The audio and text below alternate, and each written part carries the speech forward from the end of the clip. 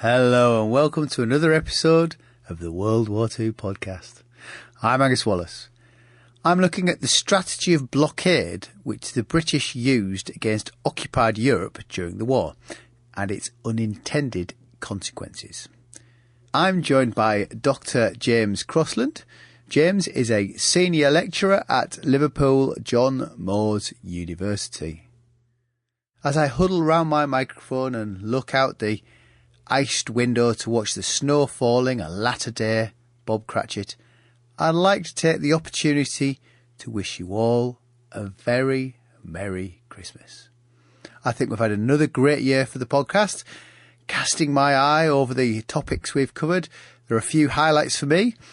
Episode 59, looking at Case Red, proved very interesting, and on the back of that, we looked at the Battle of Britain from the German perspective with Patrick Erickson in episode 60. Hopefully Patrick will be with us once more in 2019. And I've also looked at some personal stories this year. And I think my standout conversations there are with Gabrielle about her remarkable husband, Geoffrey Rothwell. And I also thoroughly enjoyed talking to Dean Small about his dad finding the sunken tank. And we hardly scratched the surface of the tank's recovery. The story is all a bit nuts. I'd like to thank you all for listening, and to all the patrons who support the show. It really is very much appreciated and does help me keep the show on the road. Not already a patron? Feel free to spread the Christmas cheer at patreon.com/WW2podcast. Right, on to the main feature. James, it's great to speak to you. I wonder if our starting point for looking at blockade is to look at World War One. Britain is obviously a naval power, and blockade as a strategy has been implemented by Britain in the past. But was the policy for World War II shaped out of the British experience of World War One? Basically, when the blockade is implemented, it's on the top of Chamberlain's things to do list when war is declared in September 1939. And the reason is because during the First World War, the blockade of the Kaiserreich was determined to be a pretty decisive, to be honest, factor in leading to the collapse of Germany, the internal collapse of Germany. And you've got a lot of people kicking around Whitehall who have that memory of the effectiveness of the blockade during the First World War. You also have that long lineage, that institutional memory of blockade being the way that Britain fights its wars. That's how Britain tends to fight its wars. It's not an army power. It's a naval power, and has always used blockade. So you have the combination of those two things, and that's really what kicks off the idea of using the blockade at the very start of the hostilities in 1939. It was exceptionally effective during the First World War. Was there any outcry about it at the First World War? Because blockades it affects everyone. It's not just a military tactic. It affects everybody. At the end, when people saw what had happened to the populace within Germany, was there any question that blockade, or how a blockade would be implemented, that it might be a problem? Well, there were murmurings during the First World War about the effect this was having, in particular on children, and this was something that was highlighted by Herbert Hoover, who led the campaign to provide relief in Belgium. There were questions over not just the humanitarian aspects, but the legal aspects of it, because blockade by its nature was bringing civilians. It targets civilians. It's a form of warfare that targets civilians. Now, by the tenets of the laws of war, blockades were legal. You could use them in the course of fighting war, provided that they were effective. So if you could demonstrate that they were constraining your belligerent, your enemy's ability to carry out the war, in that case, blockades were all fine. So there were some questions raised over it, but to be honest, the fact that it was legally fine as long as it was implemented effectively, the fact that you have the success of it as a strategy, these were persuasive arguments in favor of getting the blockade going immediately in September 1939. It's a remarkably loose definition, isn't it? As long as it is effective. As long as it constrains the capacity of your enemy to make war, basically. Which presumably almost any unless you're specifically blockading chocolate or something, you're always going to be, any blockade is going to curtail anybody's effort to make war. Well, yes. It boiled down to whether or not it could be demonstrated that your enemy was poking massive holes in the blockade and basically carrying out successful blockade running. And that in itself was, sometimes a difficult thing to prove or disprove either way. So yes, it was a rather loose definition. The overriding factor was that, it worked. It was proven to have worked. It had worked specifically against Germany. And the thought was, it's that old adage that generals fight the present war as they fought the last war.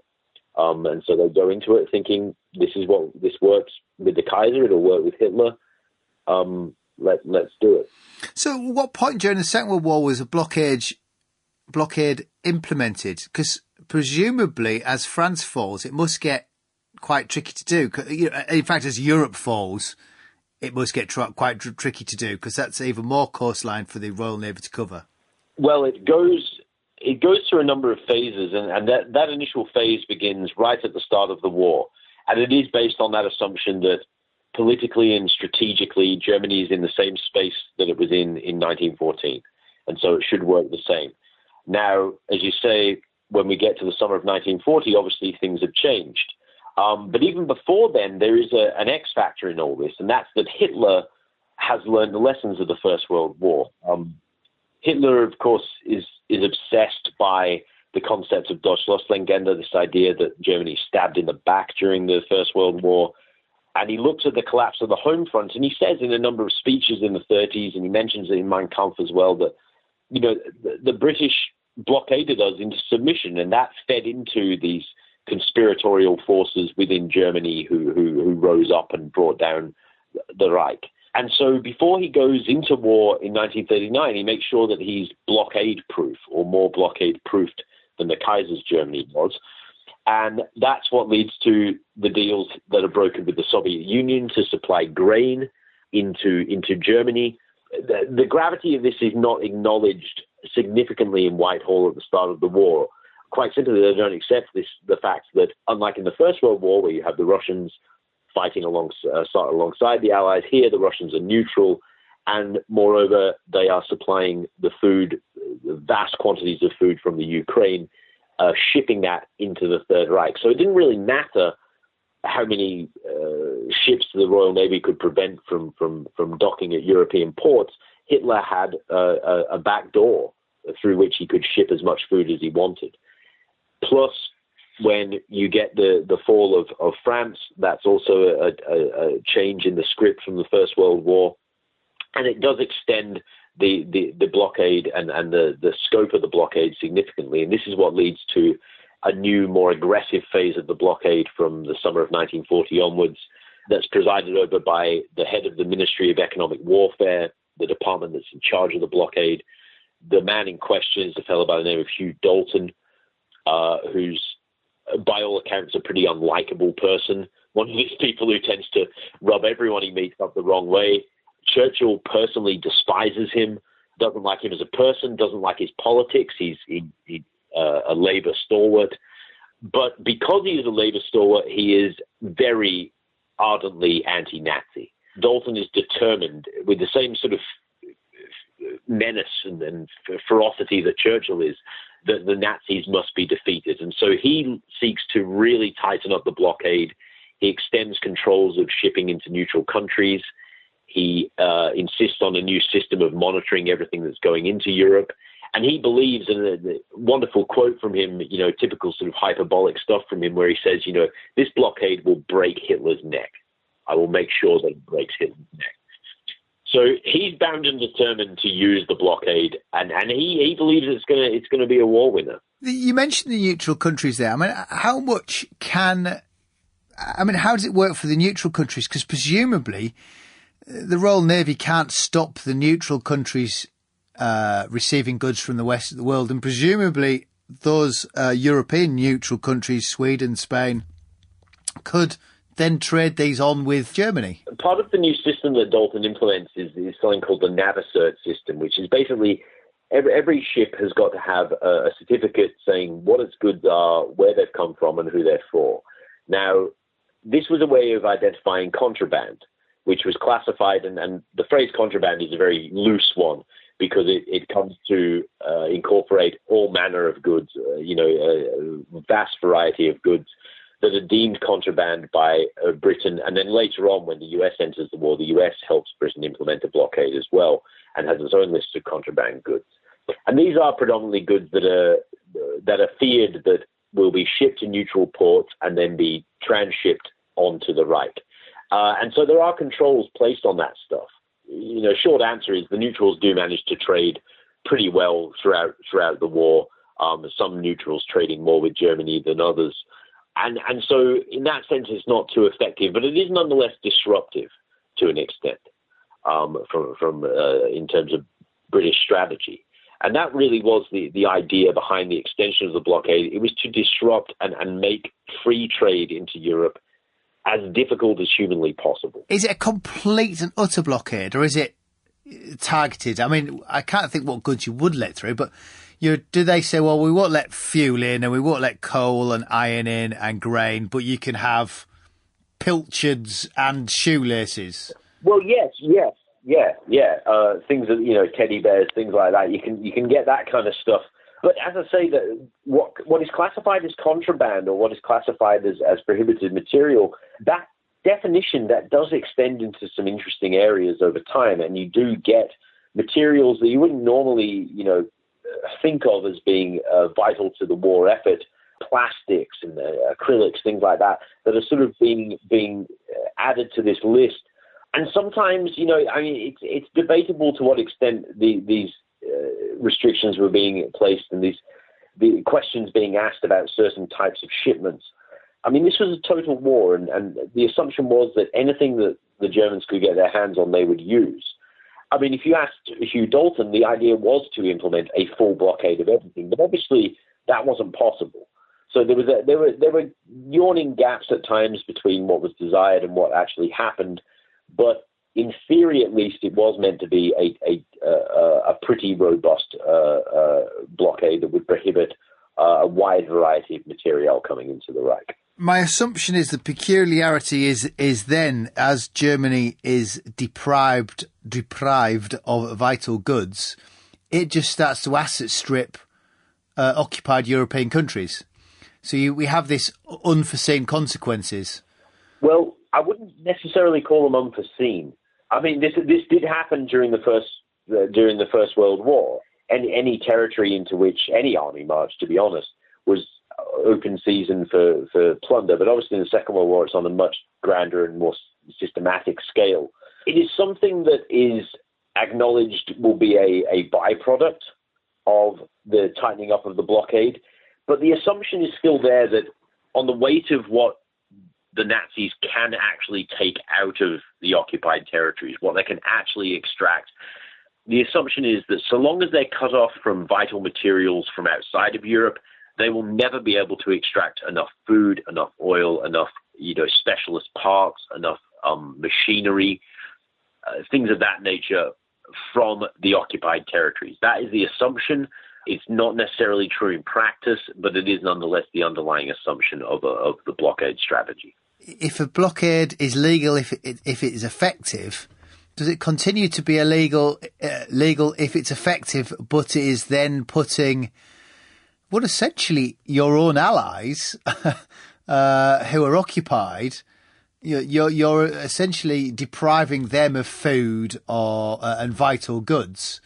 Does that legality ever come into question? It's not so much that it violates that particular tenet, but it kind of bleeds over into other laws of war, things like who is supposed to supply occupied territories. Now, it's incumbent upon the occupier to supply occupied territories and to basically feed the population of occupied territories. So by the terms of the law, the focus is supposed to be on the Germans to feed these occupied territories and to look after them. So from the British point of view, they can look at it and say, well, we might be restricting goods in there, but really this isn't our problem. This is the Germans' problem. and they're the ones who have to comply by these rules and actually feed the populations that they conquer. This is sort of legal bending of tenets and ideas. The reality is that politically, as you point out, this idea that Britain is going to have these allies in Europe who then fall to the Nazis and are then placed under a British blockade, that is a political nightmare for Britain. And there's a reason why the Foreign Office is the first government department, really, and the main government department that opposes the Ministry of Economic Warfare and the blockade. There are some strong voices in the Foreign Office, Anthony Eden being the strongest, who hate the blockade because for them it is a diplomatic nightmare, because they're the ones you have to go to the various governments in exile and sell them on this idea that it doesn't matter if the Belgian people are starving or the Dutch are starving or the Greeks are starving or whatever else. We're still your allies. We're still your friends. Which, as you can imagine, was a pretty hard sell. Yeah, I mean, it did strike me as being, when you look at how Churchill asset stripped North Africa to sort of try and prop up Greece because we were there to defend Greece, even though he knew it was perhaps thankless. Yet, after the fall of Greece, we seemingly have to watch Greece starve. So, I mean, explain how Greece gets into a real mess, doesn't it? We have famine in Greece. Well, there's a couple of things about Greece that need to be noted. First, Greece coming into the war, before it's invaded in October 1940 by the Italians, Greece is a nation that cannot feed itself. It relies on imports of food. I think it's about 30%, 20 to 30% of overall imports of food to feed itself. And those imports come principally from Germany.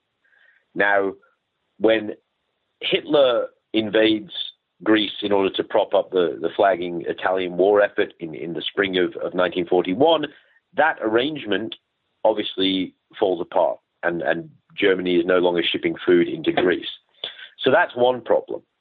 The other problem is that once Greece is conquered and the British force that's sent there to help out the Greeks gets pushed off back to Egypt, and the Greeks themselves establish a government in exile, the administration of the country is passed over to three powers. The Italians have roughly the center of the country and the islands.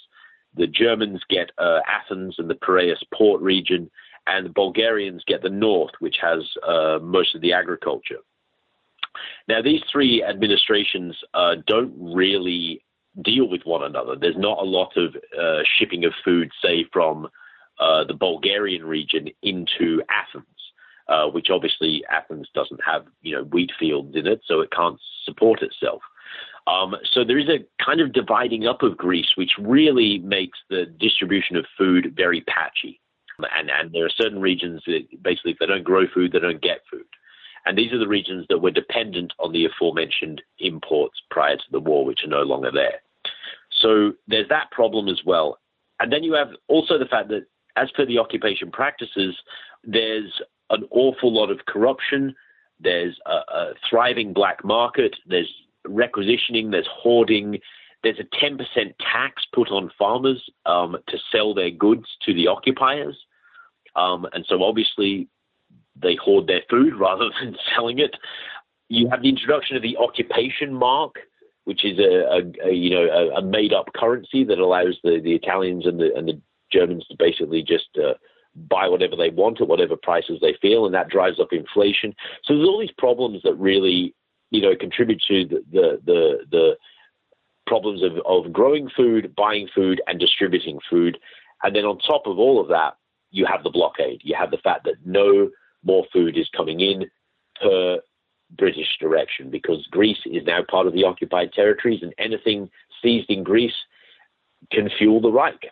And that's what the blockade is designed to stop. So Greece is in a real mess by the time we get to the spring and definitely into the summer of 1941, where you have people starving on the streets of Athens, and you have no real means of actually remedying the problem. The Italians do try, They muster up it's about 7,000 tons worth of foodstuffs that are sent over in the summer, but most of that stuff just disappears into the void once it gets to Greece. Lorries, stuff falls off the back of trucks. It disappears en route. It falls into the black market. It certainly doesn't get to where it needs to go. And this is particularly bad because that's food that Italy itself can't really afford to be giving away at this point, because Italy itself is having some problems maintaining its own internal supplies. So one of the chief administrators, bearing in mind that the Germans never really wanted to occupy Greece, and they're trying to pass as many of the occupation duties as they can over to the Italians, the chief administrators of Greece, i.e. Italy, are having trouble looking after their own house and hearth. So it's problematic on all fronts. And I guess this is where the Red Cross sort of start to try and step in and lobby Britain to do something, or allow them to do something about it. Now, what is the position of the Red Cross? I mean, at this time, presumably, they can only work, by being allowed to work by the occupying power or Britain. The Red Cross's mandate to provide humanitarian relief in the Second World War stems from the agreements in the Geneva Convention of 1929. Specifically for the purposes of relief duties, the POW Convention of 1929 specifies that the Red Cross can gain entry to camps in order to assess the condition of camps and distribute relief where possible, provided the authorities agree to it. And both Berlin and London are signatories of the Geneva Convention. So POWs, in theory at least, if not always in practice, are sorted in regards to the Red Cross being able to administer relief. Now, there's nothing in the Geneva Convention about civilian relief. Civilians are obviously classed as a different class of war victim to POWs. At the start of the war, when internments begin, the Red Cross negotiates bespoke agreements with various belligerents to gain entry to civilian internment camps to provide the same services they do to POWs. And they do that on the basis of, well, you're letting us do this for POWs, why not for civilians as well? And for the most part, the belligerents acquiesce to this. They say, you can't argue with that logic. This is fine. We're going to let you into these controlled environments where we can see what you're doing, what you're distributing, who you're talking to. That's fine, within reason. The question of extending that principle of bringing relief to civilians to people who are not behind barbed wire and who are imprisoned, if you like, within the borders of their own country, that's a whole different prospect. Because from the Red Cross point of view, the imperative here is that this is a humanitarian crisis. So to their mind, civilians behind barbed wire are no different to civilians who are roaming around their own country. In extremis, if they're hungry, if they need medicine, then the Red Cross will go to them. From the belligerents' point of view, it's a whole different ballgame when we're talking about civilians who are not in a controlled environment. Not only because they're not in a controlled environment, i.e. a camp, but because in order to provide a relief operation for a civilian population that size, it would take more than a few parcels. It would take tons and tons and tons of food. And that, from the British point of view, is unacceptable because that constitutes the clearest definition as you could ever hope for of a breach of their blockade. So the Red Cross can appeal all they like to humanitarian sentiments, and they can point out what they've done in the camps, but it doesn't wash with the fact that the blockade of Greece, from the Ministry of Economic Warfare's point of view, needs to be maintained. Was there any precedent for the Red Cross to get involved in such a large-scale civilian relief? Anything they could point at previously? In wartime, not so much. In sort of post-war situations, yes. There were some operations done during the Russian Civil War, which were pretty decent scale. During the First World War, you do have movements in this area towards these kind of large-scale things, but nothing so targeted and so complex, to be honest, as asking the Red Cross in times of war to go into an occupied territory that is occupied by a belligerent that is known for requisitioning,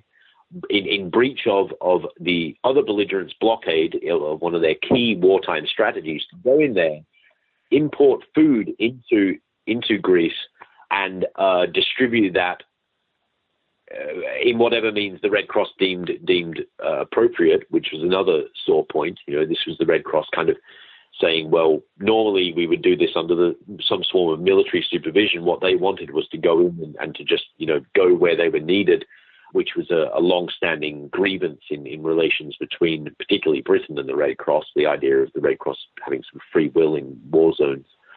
So, no, I mean, something like this, no, not really. This was somewhat unprecedented given the complexities involved, the scale.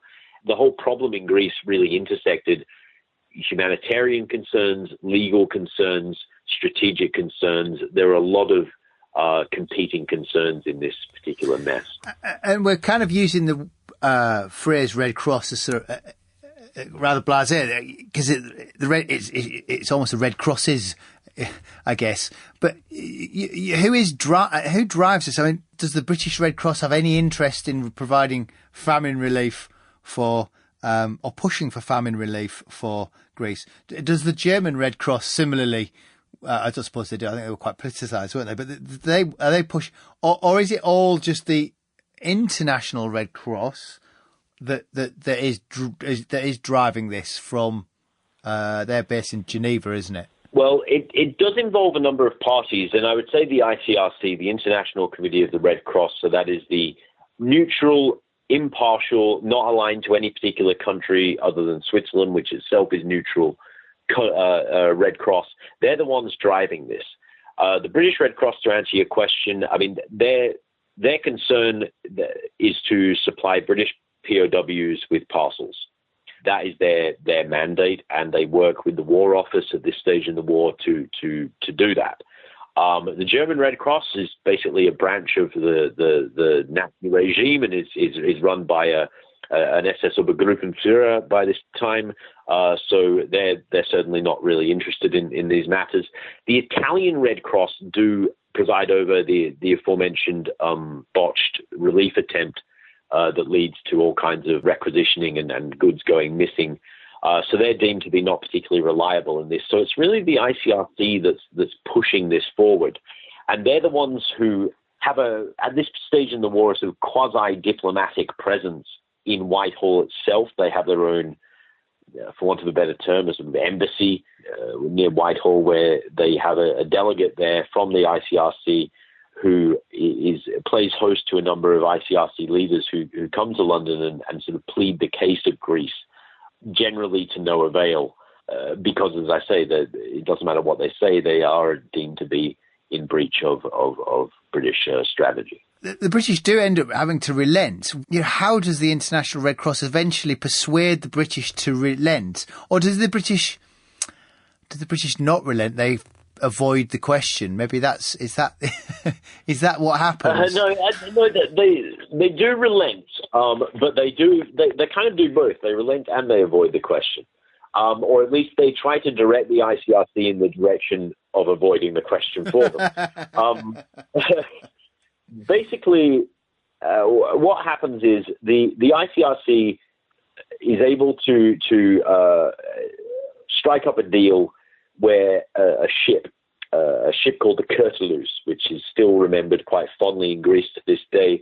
Matter of fact, there was a documentary made about it a few years back, celebrating its achievements, because it's the first ship that sends relief into Greece in an effective way, really. And that's in October 1941. It ships about 5,000 tons of foodstuffs in, and it does so under a Turkish Red Crescent flag. It's a Turkish ship. It is carrying supplies from Turkey. It has an ICRC agent on board who is monitoring the situation, so it has a Swiss delegate on board. It's a Turkish flagship with a Turkish Red Crescent flag, and it is conceived of as a solution to the problem because Turkey is, of course, within the blockaded zone. It's a neutral country within the blockaded zone, so technically the dispatch of the Curtalus does not breach the blockade. The Curtalus makes, from memory, I think it's 4 or 5 voyages.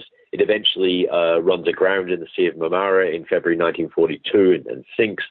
But it does start off this.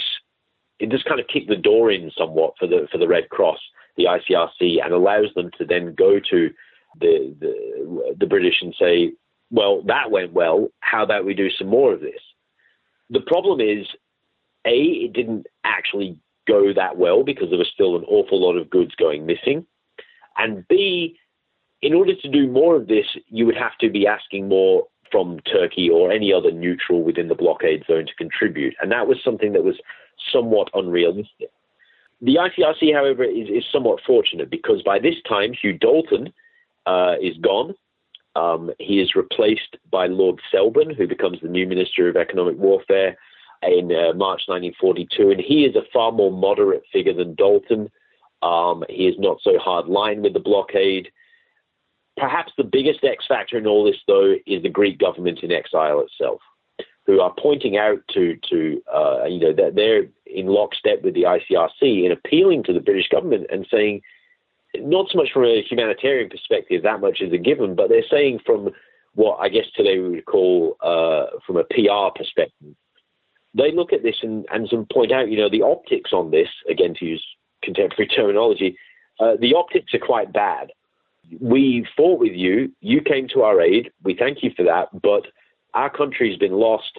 We are still with you. We still have we've still got Greek soldiers in Egypt. We're still with you in theory in this fight against the Axis. And it's very difficult for us to sell this to our own people back in Greece that it's worth being aligned with you if this is what you're doing to us. So it's the political pressures from the highest political officers in the Greek government in exile, as well as the ICRC's pressure, as well as the Curtin solution, and Lord Selborne's appointment at the MEW. These things all kind of come together to ensure that some kind of relief begins to trickle into Greece.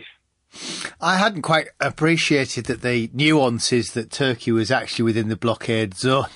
That's what I hadn't quite spotted. But the funny thing about the Red Cross is that essentially it doesn't own anything. It doesn't own logistical infrastructure. So how, if they are opening it up to aid from anywhere else, how does the Red Cross get all this aid? Do they just charter freighters to carry it in? That seems somewhat difficult to police, again, when it's all to do with what you're letting in. Well, they managed to find a number of freighters that are just kind of lying at anchor around Europe. Some of these are Belgian-flagged ships that have been abandoned in the wake of what happens in 1940, and they are bought up by a company that it's basically a company that's subsidized to the ICRC, though legally it is a separate entity. And it's a company that's based in Switzerland. So these become neutral flagged ships. They're renamed as the Red Cross White Ships, or the White Ship Fleet, as they're known to Red Cross delegates. And this is, a big moment for the ICRC, because they see this as them addressing the problem that you mentioned, that they don't really have anything. They don't have an infrastructure to deliver the kind of relief that they want to meet the humanitarian demands imposed upon them by this ever-escalating war. So for them, this is an opportunity to carve out this kind of relief fleet that they need. The problem is that the British do not trust them to run this fleet, and they don't trust them certainly to run the key relief operation in Greece. And this is for a number of reasons that probably lie beyond the purview of this podcast, but basically Britain has problems of trust with the ICRC. At the very best, the ICRC is viewed as a naive amateur operator. In adhering to neutrality and impartiality, is far too quick to take the Germans at their word, and far too weak, because it is a neutral humanitarian body, far too weak to stop the Germans from requisitioning these goods in the occupied territories. That's the one of the more positive assessments kicking around Whitehall, but there's an even darker, more sinister assessment confined to a few people, which is that the ICRC might actually be, knowingly or unknowingly, working as patsies for the Germans, in that they're coming to us saying, can you please breach the blockade, send some food in? And they're doing this and on the orders, basically, or the direction, at least, subtle or otherwise, of the Germans, so that this stuff can be sent in and the Germans can scoop it up. There's a fear that this is already happening in Greece. The idea that the ICRC is now going to have a fleet full of ships where they're going to be distributing aid on a massive scale where this could be happening, that's quite frightening to the British. And so the solution proffered is to hand over operations in Greece, at least, to the Swedish Red Cross, which is a national Red Cross society. So it's like the British Red Cross or the French Red Cross or whoever else. National Red Cross Society, divorced from the ICRC. And the thinking is that because it's a national Red Cross society, it will be a little bit more friendly to British interests and will actually let the British know what's really happening vis-a-vis German requisitions and things of that nature. This is obviously quite humiliating for the ICRC. They are given some delegates as part of the commission that is established in Greece to oversee the relief operation. It's a mixed commission of ICRC members, Swedish Red Cross members, Greek Red Cross members, and various others. But it is basically a Swedish operation at this point. So that's the workaround that Whitehall comes up with. But the fact is that out of this relief operation, the ICRC still gets its white ships. And this, I guess, speaks to the multi-layered politics of all this. Part of what gets the ICRC get their approval from Britain for these ships, to allow these ships to sail, to allow them to pick up goods and move them through to blockaded ports, is the argument that, well, yes, we want these ships to carry aid for civilians, but you also have to understand these ships will carry aid for POWs, specifically British POWs. And as this had been a problem since Dunkirk, the supplying of British POWs, a problem that was only really starting to iron itself out by, I'd say, late 1941, early 42. And as the war is heating up in North Africa, there's more POWs being taken there. This is a concern for Britain. So they look at this and kind of say, well, you know, maybe it would be good if the Red Cross could have its own fleet that could bring tons and tons of parcels direct to port. That way we don't have a collapse of the POW parcel system like we had in 1940. Well, I did make a note in 1943 they dispatched 14 million parcels, POW parcels. I mean, a tremendous logistic machine to do that. And I guess... there's only 30-something white ships, so that's not a great... I mean, there must have been... And they're not all operating simultaneously either. That's across the duration of the war. So, yes, they make a lot of journeys. Yeah. There must have been a lot of other shipping working in the background, though presumably British shipping and American shipping could access neutral ports in Lisbon and presumably Sweden to bring in parcels as well. It's Gothenburg and Lisbon are the two key ports, and then you get Marseille as well. It becomes a key port once the liberation begins. But these are the main ports into which these parcels flood, into which the white ships operate. And it's not just the ships as infrastructure; it's all the logistics that goes with it. Sort of port controls, customs controls, things of that nature, warehousing. All of this stuff is bought up by the ICRC, by the Red Cross through various ventures, and so they do begin the architecture of this, laying the foundation for this kind of architecture of a mass humanitarian operation, which is invaluable in regards to the simple fact that we're about to have a massive influx of POWs once the fighting gets back onto the continent in 1944. But it's also valuable in the longer stretch after the war, because a lot of the relief infrastructure that is needed for supplying liberated Europe is already in place, or at least the foundations of it are in place. And a lot of it can be traced back to what happens with the creation and expansion of the White Ships fleet out of this crisis in 1941 in Greece. Oh, that's interesting. So they could switch it over immediately post-war for European relief. That was the hope. The practice was obviously a bit messier.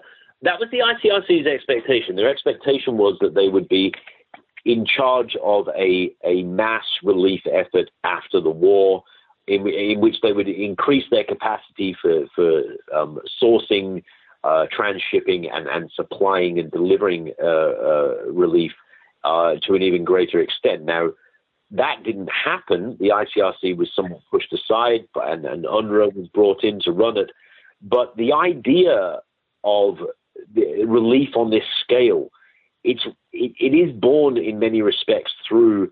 I mean, the First World War experience is obviously very informative in that, but the actual logistics of how this is going to work, a lot of the groundwork does, I think, come out of what happens with the development of the white ships.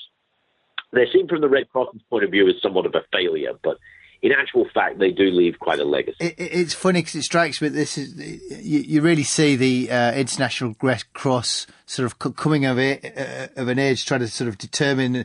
It's trying to find and expand a role for itself, which it possibly didn't quite enter the war with the same mission. No. As it came out of the war. No, I mean in the first days leading up to the war, the Red Cross leadership are meeting in Geneva, and they're playing games. They're playing cards with each other, and they're sort of talking about what's going to happen when this war starts and what we're going to do and all this. There's a very sort of we'll figure this out when we get there attitude. And as I argue in the book, I mean, the war is a real, it is a coming-of-age moment for the Red Cross. It's when the idea of humanitarian empire building, for want of a better term, really gets into the Red Cross mindset. And in their defense, I mean, there's a reason for this. They were desperately trying. I mean, they played catch-up throughout the war with the scale of the war. They were trying as best they could, just like the people manufacturing planes and just like the people manufacturing ships and just like bomber fleets and merchant fleets. They were trying to match the scale of the war. It's just that their stock in trade was not bombs and bullets and at least initially shipping. It was getting relief to camps.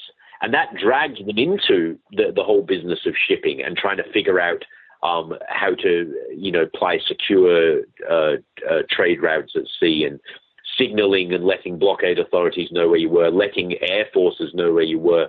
All of this they learned sometimes the hard way. They lost a number of ships and consignments to bombing in the latter stages of the war.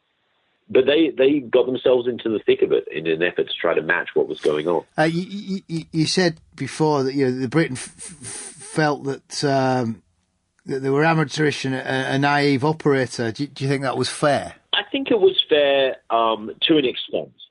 I think it was definitely fair at the start of the war. And I think that assessment of the ICRC's leadership, at least, holds true for most of the war, with the exception of a couple of the more politically savvy members of the International Committee of the Red Cross, the foremost being Karl J. Burkhardt, who was the vice president of the Red Cross and a very politically astute figure. With the exception of him, you do have a number of people leading the ICRC who, to my mind, they do try very, very hard, but they are fundamentally overwhelmed by the scale of what's happening and by the scale of the destruction and the scale of the suffering. For a lot of them, it is an awful lot. To their credit, they try and they don't give up. They keep going. They keep trying to learn and develop. But as I was saying, at the start of the war, this is not something that they're anticipating. And learning about things like, shipping logistics, that's not something that most Red Cross volunteers of the 1930s who constitute the ICRC as they go into the war, that's not something they're thinking about for the most part. They're thinking about, fighting the good fight and nursing soldiers back to health. They're not thinking about running this multi-pronged international organization that has shipping and warehousing and financing and all this kind of stuff. Yeah, you see the birth of a sort of volunteer organisation sort of professionalised and become into almost I would say sort of almost about military sort of coordination, but I guess corporate would be a better way of doing it. Yeah, the military. Corporate's probably more accurate, but there are certain figures who do want to see a more kind of a disciplined, I think would be a good way to put it, a more disciplined and more politically aware approach to what they're doing. I mean, this is part of the problem that the ICRC faces going into the war, is that it is an intensely political operator by its nature, by the nature of the fact that it is this unique, neutral, impartial organization that has carte blanche carte blanche is probably too strong, but it has certain freedoms to get itself into battlefields and basically concern itself with the business of generals and statesmen. That's a unique position, and it is by its definition a very political position. But a lot of the Red Cross leadership, they don't want to admit that. They don't want to acknowledge that. They prefer to stick to the story that we are just humble Samaritans doing God's work, or doing the work of humanity. And we are not political agents. And one of the many learning curves the ICRC goes on during the Second World War, and that they come out of the Second World War understanding, is that they are a political operator, and they have to operate politically, otherwise they won't survive in these kind of complex wars. I mean, as this story has shown, this is just one snapshot of, something happening in Greece. That's one nation, specifically it's one city, Athens in particular, in one country, in one theatre of this war. It's one of many complex, multifaceted humanitarian and political problems that the ICRC faces. Yeah, it's a fascinating topic, but I'm now out of questions, so let's leave it there. If anyone is interested in reading more about the Red Cross and humanitarian relief, James has 2 academic books available: Britain and the International Committee of the Red Cross 1939-45 and War, Law and Humanity, the Campaign to Control Warfare 1853 to 1914.